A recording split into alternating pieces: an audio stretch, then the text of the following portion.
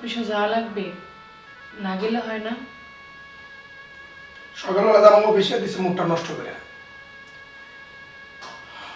তুমি সাজুগুজু করলে কি আর না করলে কি, এই যে এত বছর সংসার করলাম, তুমি কি আমাকে এই পর্যন্ত একটা সন্তান দিতে পারছো? সেটা আমার কি দোষ? আর আমরা তো ডাক্তারের কাছে গিয়েছিলাম, ডাক্তার তো বললো যে সমস্যা আমার না, সমস্যা তোমার। তো এখানে আমার কি হাত আছে? তুমি যেটা কইতাছো আমার সমস্যা, তাহলে আরেকটা বিয়ে করে প্রমাণ করে দেয়াই দিই যাতে সমস্যাটা তোমার, আমার না। আর তুমি একটা বউ হইলা, বউর মতো বউ লাগে বাইরে ঘুরতে গেলে। তুমি কোনো বউয়ের কাতার করো? আশ্চর্য করবা, সকালবেলা এসে হাজুগুজু করে। তুমি সবসময় আমার চেহারা নিয়ে এরকম করো কেন? কারণ এরকম চেহারা তো আমি নিজের হাতে তৈরি করি নাই, আমার আল্লাহ পাক এরকম করে বানাইছে, এখন এতে কি আমার দোষ? আর আমার কিসের কি বা কমতি আছে? আমি তো কোনো অভাব দেখি না। আমার চেয়েও তো কুৎসিত লোক আছে, কই, ওনাদের সংসার তো অনেক ভালোই চলে। আর তুমি আমার সাথে এরকম ব্যবহার করো, আমার খুবই কষ্ট লাগে। শুনো, তোমার সে বাড়ির কাজের বউ অনেক ভালো, বুঝছো? আমি জাগরলোকে প্রেম করছি, কি স্মার্ট, কি সুন্দর, একমাত্র বাবা মারে ভালোবাসি, অগরে অনেক শ্রদ্ধা করি। এই কারণে তাগর কথা শোনাতে তোমার বিয়ে করছিলাম, আজকে আমার এই পরিস্থিতি। আর নাহলে জাগরলোকে প্রেম করতাম, ওরা অনেক সুন্দর আসলো, অনেক স্মার্ট আসলো। আর তুমি তো গ্রাম খেতা ভূত, তোমার তার সংসার চলে না। সকালবেলা এসে তাহলে ঘুরতে যাবো 21-14 ফেব্রুয়ারি। আমি খ্যাতটা বুধ থাকলেও আমি তোমার বউ, এটাই বাস্তব আর এটাই সত্যি, এটাকে তুমি তো অস্বীকার করতে পারবা না। কেন জানি এত বাবা মারে ভালোবাসি, বাবা মারে ভালোবাসে তোমার মতো একটু গ্রামের মেয়ে বিয়ে করে আজকে আমার জীবনটা শেষ করলাম। ছি। আচ্ছা, আমি গেলাম অফিসে।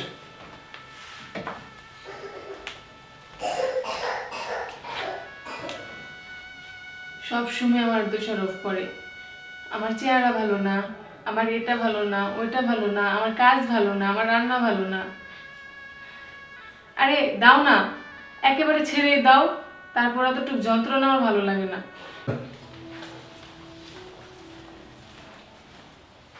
আরে শালি, আজকে এত সুন্দর সাজুগুজু করছো, কি যে কোন সত্যি, অনেক সুন্দর লাগতেছে। আজকে তুমি কি কাজে সাহায্য কইতেই পারি না।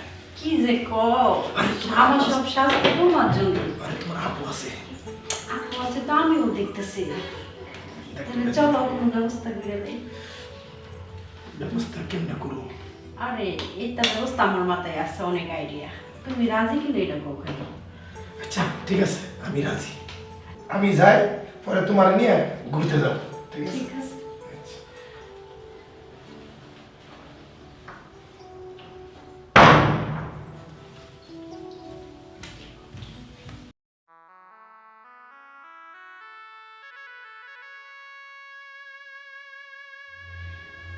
কি গো আপু, এখানে বসে রইলে একা একা মন খারাপ নাকি? হুম, কি বলবো বল? কে আপু তোমার কি হয়েছে বল আমারে। ওই যে তোর দুলা ভাই, হুম, আমি নাকি তার মনের মতন না। কি করবা, দুলাভাই এরকমই সবসময় ছোট বাচ্চাদের মতো চিল্লাচিল্লি করে। আমি দুলাভাইরে বুঝাবো না।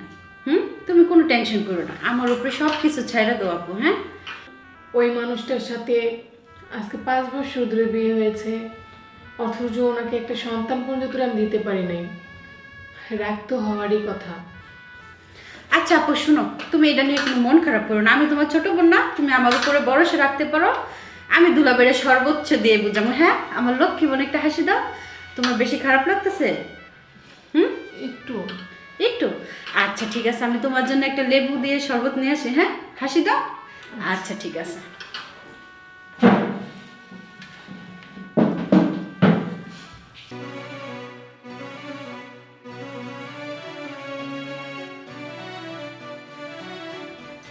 আজকে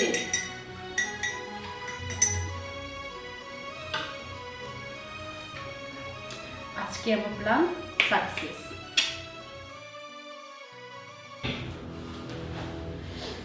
আপু দেখ, তোর জন্য আমি কত সুন্দর শরবত করে নিয়ে আসি। খা খা।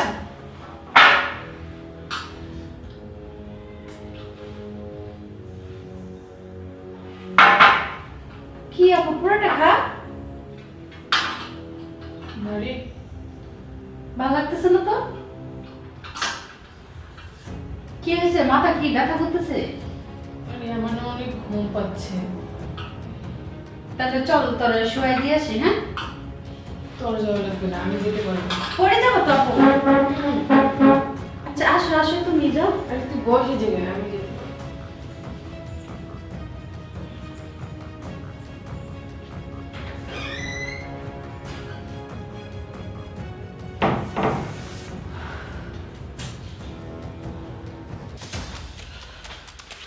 দেখো এক গ্লাস পানি দাও নি। দুলাভাই আসছেন আপনি? আরে তুমি জায়গায় কে, তোমার বোনে কো? আরে ভয় পাচ্ছেন কি লেগে? বইনের আজকে এমন শরবত খাওয়াইছি, সে নাক ডেকে ঘুমাইতেছে। কি কো? কি আর কোনো, আপনার না কইছেন আমার বোনের বাচ্চা হয় না, আজকে আপনার বাচ্চা আমি দেব। আরে তোমার বোনে খালি কয় আমার দোষ, আমার দোষ। আজকে বোঝা যাবে কার দোষ। তাই নাকি? সত্যি? সত্যি।